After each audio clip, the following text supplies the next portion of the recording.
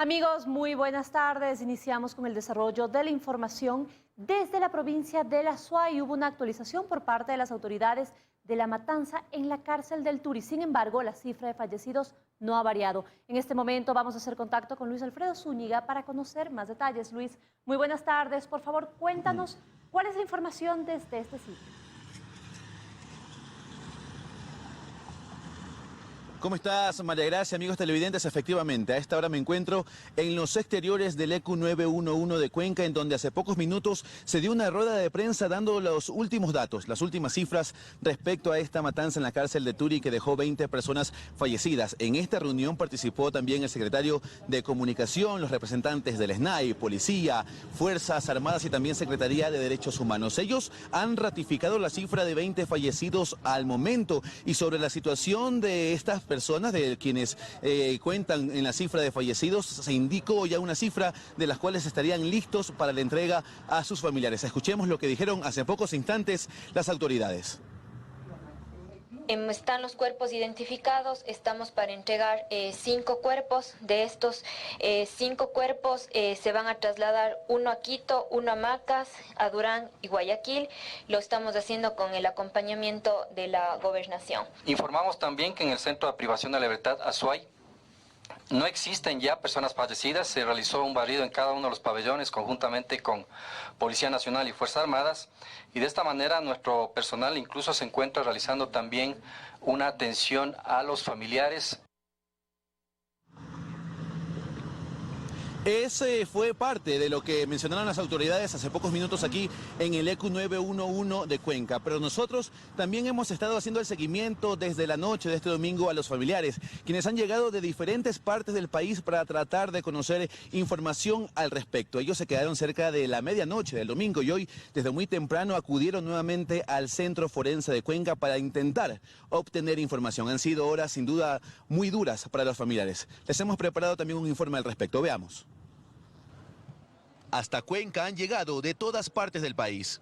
¿De dónde viene usted? De Guayaquil. Porque yo soy de Quito, yo viajé hasta acá. Yo no vivo aquí, yo vivo en la costa. Son los familiares de los privados de libertad de la cárcel de Turi, que han vivido horas de angustia tras la matanza que cobró la vida de 20 personas. Han llegado a Cuenca para saber si su familiar forma parte de la lista de fallecidos. Pero lo que más ha faltado, dicen, es información. Yo quiero saber ya si que mi hermano está en el hospital o mi hermano está aquí. Han recorrido hospitales, la cárcel y finalmente el centro forense, donde se confirmó que fueron trasladados los 20 cuerpos. Hasta la medianoche del domingo, Jorge seguía esperando. No encontramos el listado, no nos dan ningún resultado, nada. Lo mismo cuenta Selena. Busca información. La última comunicación con su esposo fue cuando la llamó para decirle que habían problemas. Y desde entonces no supo más de él. ¿Qué le contaba? Que estaban disparando, que estaban metiéndose en la planta de abajo y que le ayuden. Durante la noche, familiares identificaron apenas 3 cuerpos y este lunes volvieron a buscar respuestas desde muy temprano. Ni siquiera una lista, no dan información de nada. En este punto lo que se encuentran son rostros de tristeza y cansancio. En el centro forense hay personal de la Secretaría de Derechos Humanos, quienes han tomado el registro de los familiares, que ingresan uno a uno. El día de ayer se tomaron huellas dactilares de absolutamente todos los cuerpos, se hicieron las primeras pericias de identificación y el día de hoy, a partir de las 8 de la mañana, se están realizando todas las autopsias correspondientes. Cerca de las 8 de la mañana llegaron miembros de Fiscalía, Defensoría Pública y peritos para iniciar las autopsias. Los familiares esperan pronta respuesta, tras 36 horas de un nuevo altercado al interior de las cárceles del país. Pero también nosotros hemos hecho un despliegue completo sobre este tema. Hemos hecho presencia desde muy temprano también en los exteriores de la cárcel de Turi, en donde se nos informó también en horas de la mañana que nuevamente ocurrieron altercados. En ese punto se encuentra nuestro compañero Iván Rodríguez, que le ha tomado el pulso a la jornada de este lunes. Iván, tú nos tienes más información desde los exteriores de la cárcel de Turi. Te escuchamos.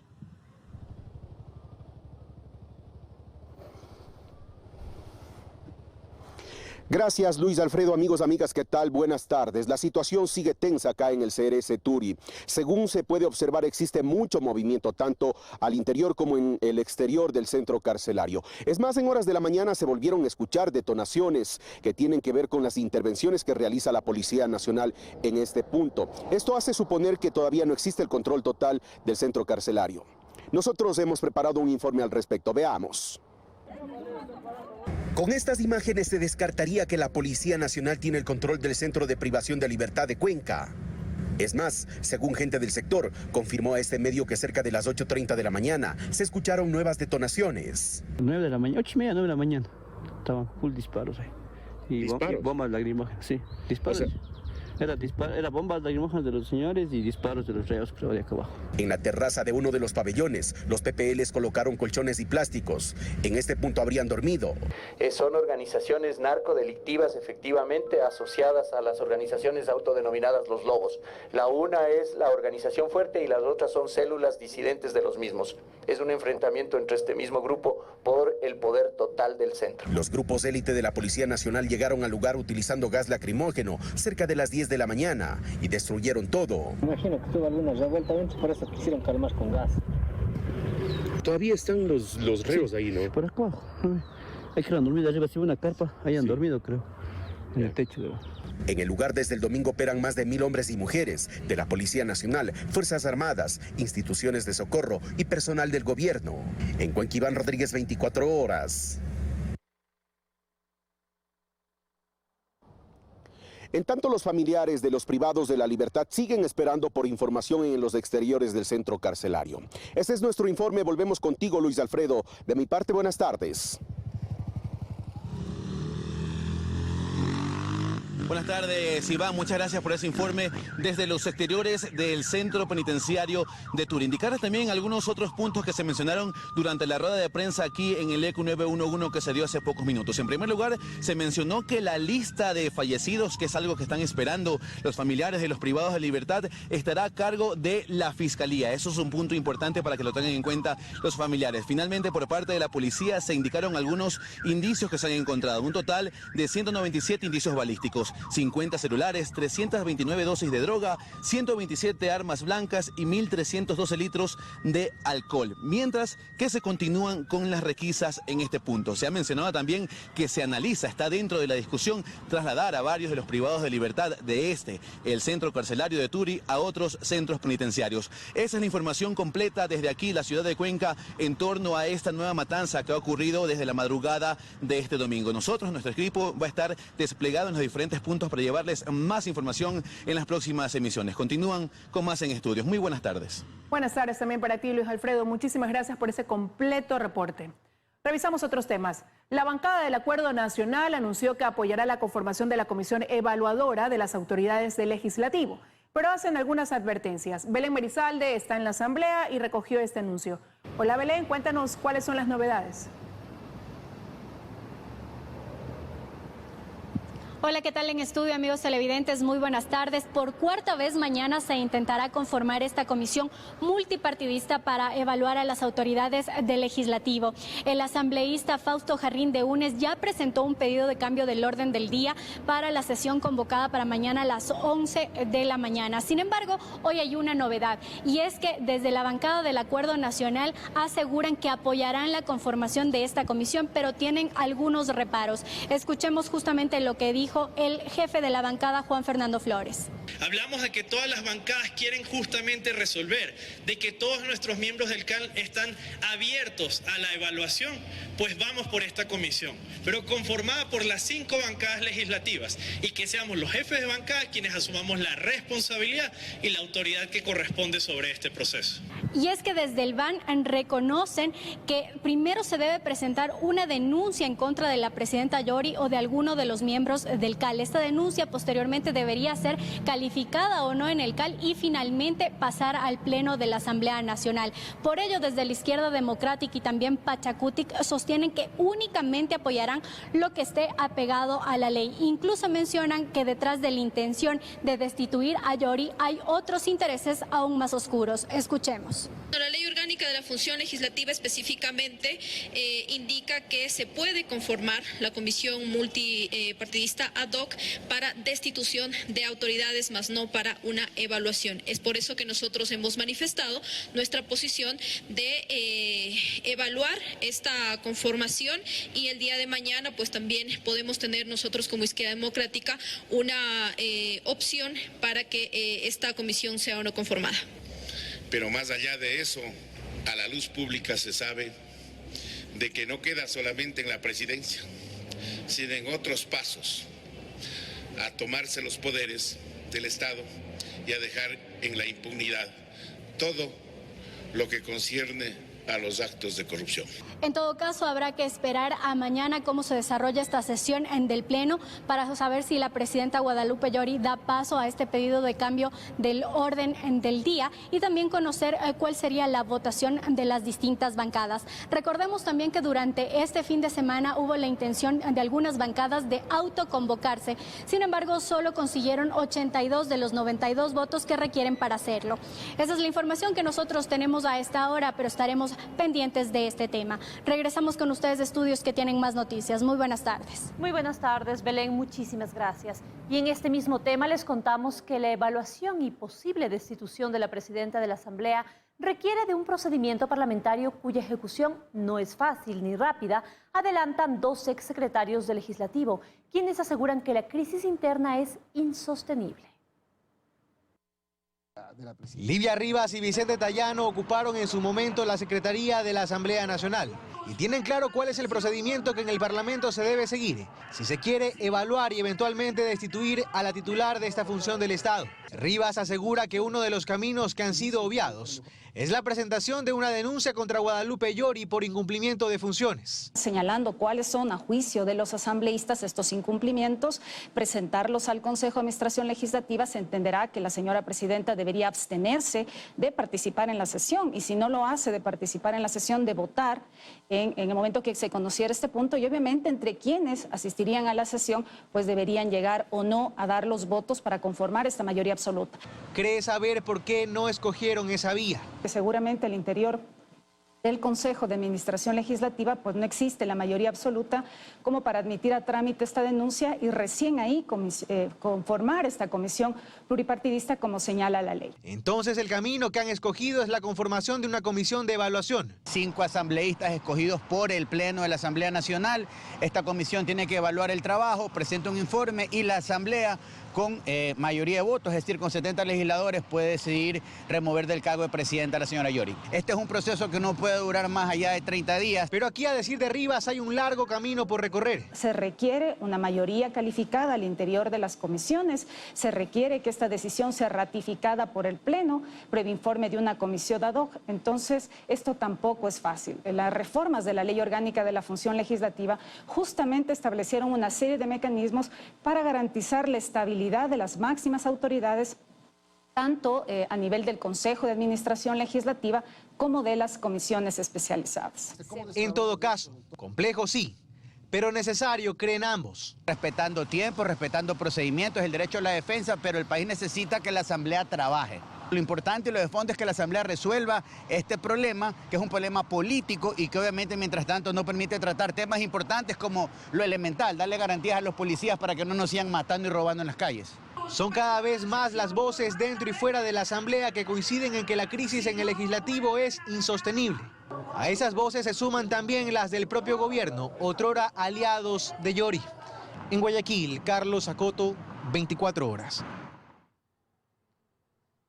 Hasta 15 preguntas podría contener la consulta popular que alista el gobierno. Según el Ejecutivo, el próximo mes tendrá listas las preguntas y las enviará a la Corte Constitucional para iniciar formalmente el proceso. El gobierno extiende su mano a la Asamblea para juntos gobernar, pero a la par trabaja en una consulta popular por si los diálogos no funcionan y el bloqueo continúa. El Ejecutivo confirmó que prepara entre 12 y 15 preguntas y que espera más tardar el próximo mes enviarlas a la Corte Constitucional para su aprobación. Pero realmente la consulta popular es la mejor opción que le queda al gobierno. Aprobar una ley o una serie de leyes a través de una consulta popular, como pretende el Ejecutivo, representa un reto político. No es una consulta fácil. usted necesita una mayoría absoluta de votos válidos. Esto quiere decir que los votos tienen que superar a los blancos y a los nulos. Y eso en términos numéricos y electorales es muy complejo. Pero ganar en las urnas no será posible sin antes obtener el visto bueno de la Corte Constitucional. El Ejecutivo ha mencionado que la consulta popular estaría enfocada en 3 ejes: el institucional, la seguridad y el empleo. La ley de inversiones puede ser consultada porque esta ya fue negada en la Asamblea Nacional. Si es que se quiere promover una ley de la ley del régimen laboral, de este régimen paralelo, se la puede consultar de manera amplia. Ahora, suponiendo que esto no sea un impedimento y que el gobierno tenga clara su estrategia para convencer a la Corte y al electorado, ¿cuáles son los tiempos para una consulta popular? Si el Ejecutivo cumple y envía el próximo mes las preguntas a la Corte Constitucional para su análisis, la Corte tendrá máximo 20 días para pronunciarse. Luego de este pronunciamiento, el Consejo Nacional Electoral tendrá otros 15 días para convocar a los ecuatorianos a las urnas y en máximo 60 días realizar la consulta popular, por lo que el proceso se realizaría entre agosto y septiembre de este año y deberá ser organizado a la par con las seccionales previstas para febrero de 2023. Estamos hablando de buen tiempo, ¿no? 5 meses y bueno, la ciudadanía sigue todavía esperando la dictación de estas normas que son, como usted mismo lo ha señalado, son urgentes. Lo que podría hacer el gobierno es lanzar una especie de globo de ensayo, ¿sí? Es decir, enviar estas primeras 15 preguntas y ver cuál es la respuesta de la Corte Constitucional. En los últimos 15 años, los ecuatorianos hemos tenido 5 consultas populares, 4 con el entonces presidente Rafael Correa y 1 con Lenín Moreno. Esta última, en 2018, le costó al país cerca de $50 millones. Joana Ramos, 24 horas.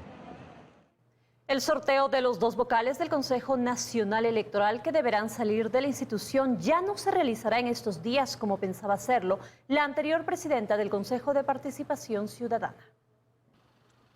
Los consejeros del Consejo Nacional Electoral están en funciones prorrogadas desde noviembre del 2021. Esto debido a que el Consejo de Participación Ciudadana y Control Social tuvo retrasos en el concurso de méritos y oposición. Y ahora, tras el conflicto institucional interno, el nuevo presidente Hernán Ulloa anuncia que este avanza. El día de hoy se está haciendo algo que no se hacía en la anterior administración, que es los debates que existen al interior de las comisiones técnicas o equipos técnicos son transmitidos en vivo para que tengan conocimiento de qué información se está tratando y en qué estado el procedimiento se encuentra. Precisamente por el cambio de las comisiones técnicas, este viernes se reunió la nueva comisión técnica que decidió solicitar la información a la antigua comisión. Por unanimidad, entonces vamos a poder notificar a la ex coordinadora del equipo técnico para poder avanzar en resolución encargado el Consejo de Participación Ciudadana. Además, según Ulloa, tomaron otros correctivos,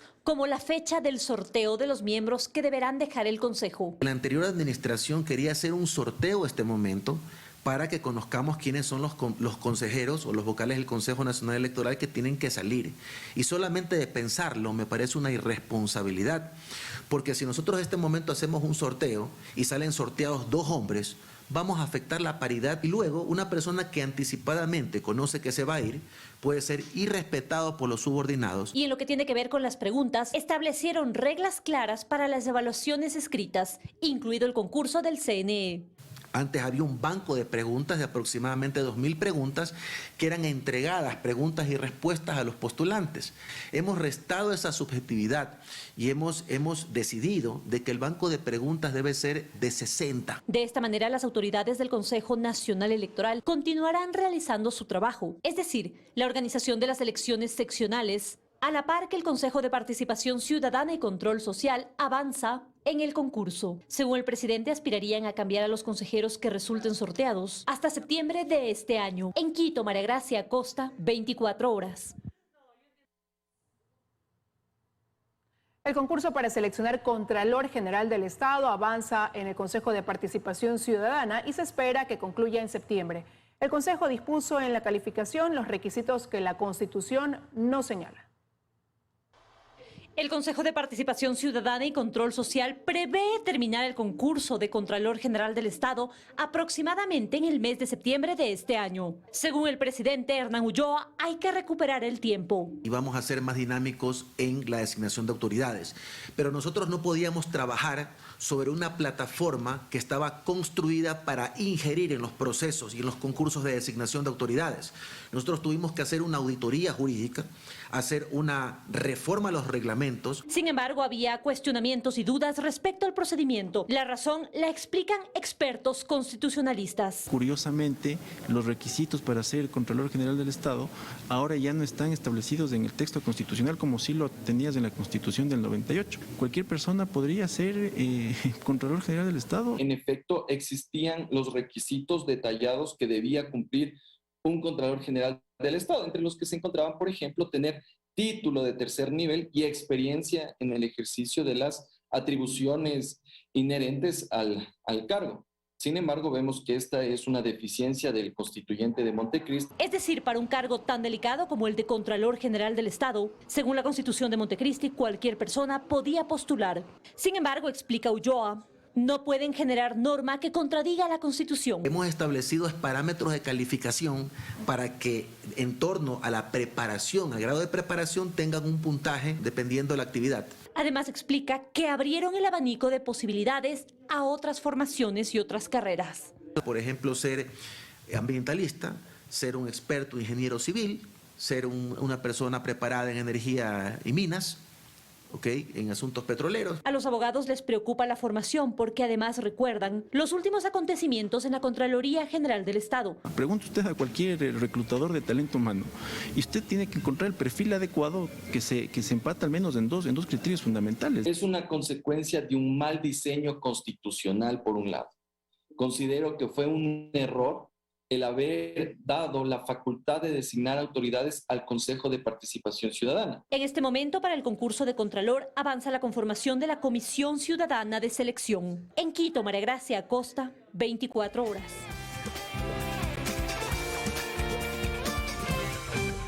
Estamos de regreso con más noticias. Ecuador aspira a concretar un acuerdo comercial con China hasta noviembre de este año, para lo que ya fue nombrado el jefe del equipo negociador y está listo el cuarto adjunto integrado por el posible acuerdo genera expectativas en diferentes sectores.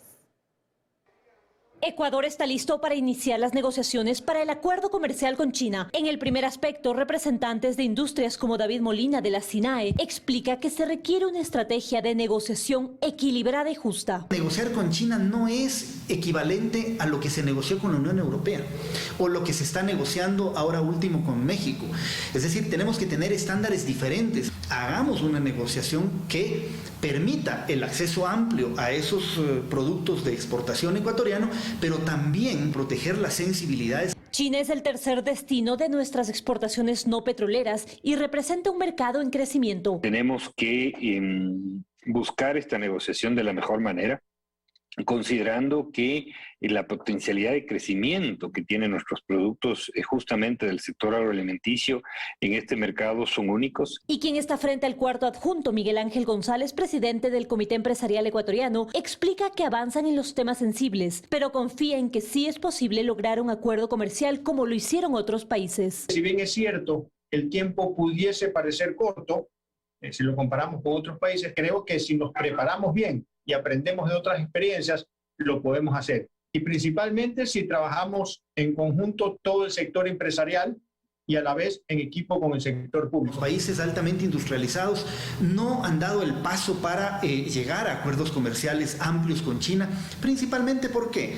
Porque China no ha demostrado ser un país que respeta ampliamente los estándares del comercio internacional. La urgencia de lograr estos acuerdos para Ecuador es la generación de oportunidades y empleo. Las negociaciones se concreten lo más rápido posible y en los mejores términos para nuestro país. Obviamente tomando en cuenta las sensibilidades de nuestras industrias, a quienes obviamente las hacemos participar para que podamos conseguir los mejores términos en la negociación. La generación de riqueza y la capacidad de producción y de oferta crezca para no solo atacar al mercado chino, sino también que ese apalancamiento nos permita crecer en otros mercados con otros productos. Uno de los aspectos que plantean es que se prolongue la eliminación de aranceles, entendiendo además que la fecha tentativa tampoco es una camisa de fuerza y debe priorizar el conseguir un buen acuerdo con el gigante asiático. En Quito, María Gracia Acosta, 24 horas. El sector turístico rechaza el pretendido incremento de tarifas por parte de las sociedades de gestión. Una resolución emitida por el Servicio Nacional de Derechos Intelectuales determina falta de equidad y proporcionalidad en los cobros. Gestionan el cobro por derechos de autor. Poco o nada se sabe sobre el destino de millones de dólares, pero en 2021 reclamaron incremento de tarifas y el sector turístico, entre otros, reaccionó a lo que considera un atropello para sus negocios. Las sociedades de gestión, 5 funcionan en Ecuador, tocan su puerta, cada cual con su factura, cada cual con su tarifa. El problema es que no entendemos por qué somos los únicos que se nos cobra de la forma en la que a veces se nos cobra, que es bastante agresiva. Y por supuesto, eso es lo que nos incomoda. Tenemos determinadas cartas que llegan a nuestros negocios, eso lo hemos sabido incluso por nuestros socios, en los cuales son amenazantes realmente, o sea, de entrar a, por ejemplo, embargar tus equipos de sonido o tus televisiones si no pagas tus derechos. A finales del 2021, sin embargo, el Servicio de Derechos Intelectuales encargado de controlar a estas entidades ha negado el pretendido incremento de las cuestionadas tarifas. Según esta resolución de respuesta a Soprofon, que representa a los productores musicales del país, la tarifa almacenamiento digital con fines de ambientación que la entidad de gestión pretende cobrar generaría un doble cobro para el usuario. Hay muchos negocios que tenemos evidentemente contratados a plataformas de música como Spotify. Pagamos un valor mensual que ellos trasladan ya específicamente a las personas de la música que nosotros estamos transmitiendo. Sin embargo, además tenemos que pagar porque tenemos un equipo que podemos estar pasando.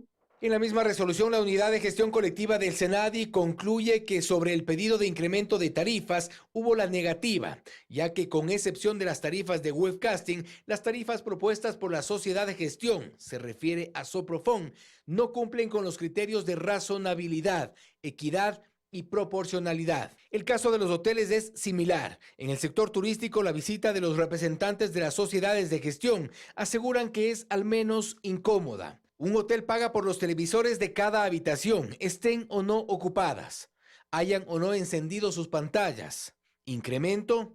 Dicen que ni hablar.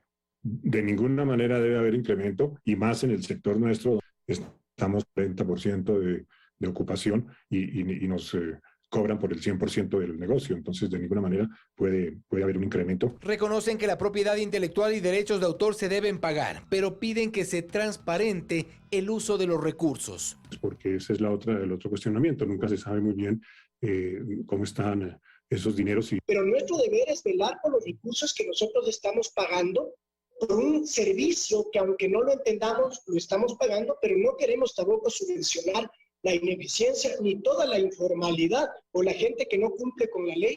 Y en esto coinciden varios sectores a los que las sociedades de gestión visitan con frecuencia para recaudar recursos por derechos de autor, dinero por propiedad intelectual. Escuche o no, mire o no. En Quito, Fausto Yepes, 24 horas. Fuerzas Armadas descartan que el radar de Montecristi haya sufrido una explosión por mal funcionamiento, desperfecto o falla del sistema. Sin embargo, 5 meses después de la explosión desconocen qué la provocó. Según una investigación del portal digital Primicias, es el resultado de una serie de fallas del personal militar. Misión cumplida, señor presidente. El radar de Montecristi empezó a operar el 27 de octubre del año pasado con este anuncio del comandante general de la FAE.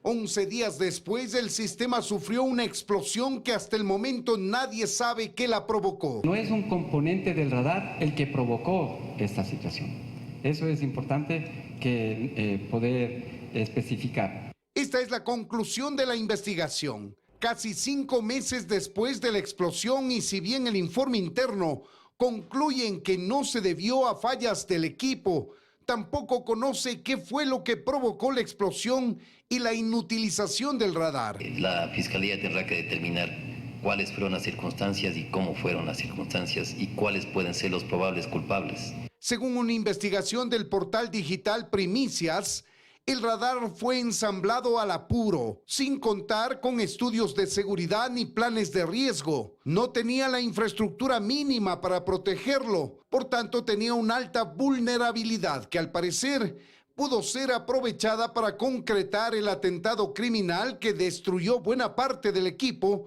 que hoy está inservible. La Fiscalía tiene, por ejemplo, el análisis químico de los componentes que encontraron en el radar, no sé si ustedes recuerdan, y que no encontraron ningún componente relacionado con los explosivos tradicionales que nosotros conocemos.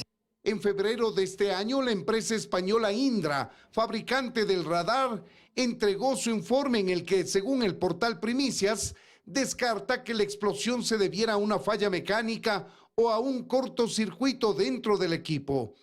Así se confirmaría que se trató de un atentado premeditado que ahora es investigado por la Fiscalía. Todavía nosotros no podríamos adelantar eso porque este es un tema específico de la Fiscalía. Pero sí iniciaron procesos administrativos internos en contra de 25 uniformados, 16 oficiales y 9 aerotécnicos de la FAE enfrentan procesos disciplinarios por fallas en el manejo de la seguridad física que no especificó. Los 25 militares de la Fuerza Aérea que se encuentran en este proceso administrativo es por fallas de pronto en alguna toma de decisión en el ámbito de la seguridad física. Según la investigación del portal Primicias, se habrían cometido al menos 7 errores graves, entre los cuales destacan que el radar fue transportado durante la tarde y noche desde Lumbaki en la Amazonía hasta Montecristi en Manabí, con riesgo de un accidente. Nadie hizo un estudio de seguridad del área específica. Tampoco se aplicó un plan de coordinación con la policía ante el riesgo de atentados. Por la premura en la instalación, nadie sabía con claridad quién estaba al mando del radar y no se estableció ninguna seguridad física para protegerlo. El sitio en Montecristi no tenía iluminación, ni un sistema de cámaras de videovigilancia. No existía un sistema de comunicaciones entre el personal que controlaba el ingreso a la zona de seguridad y el área del radar. Es decir, una serie de fallas, omisiones y negligencias que hicieron vulnerable a un ataque externo al radar y que hasta la fecha no se conoce a los autores ni cómo lo hicieron. En Quito, Freddy Paredes, 24 horas.